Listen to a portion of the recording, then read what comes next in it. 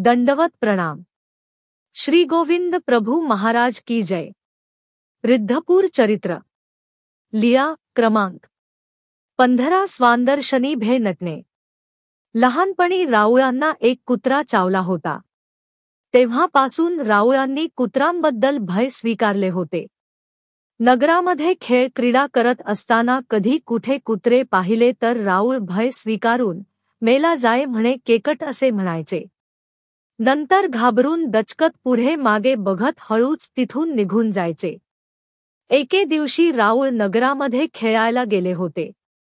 आरोगणेला उशीर झाला म्हणून आबाईसा राऊळांना शोधायला गेल्या तेव्हा शाळेच्या वाव्य दिशेला राऊळ उभे होते।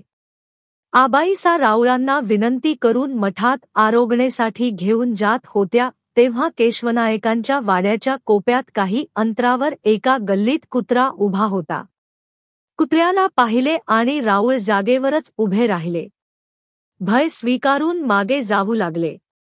तेव्हा आबाईसा म्हणाल्या, परतले ती काजी? राऊळ कुत्र्याकडे श्रीकर दाखवत म्हणाले, आवो मेला केकट केकट खाईल म्हणे आणि तिथेच उभे राहिले, पुढे जायला तयार नाही।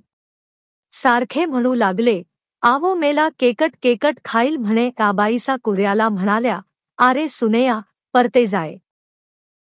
गोसावियांते एवो दे। कुत्रा मागे सरकला आणि राऊळ पुढे गेले। नंतर आबाईसाने मठात राऊळांसाठी आसन तयार केले।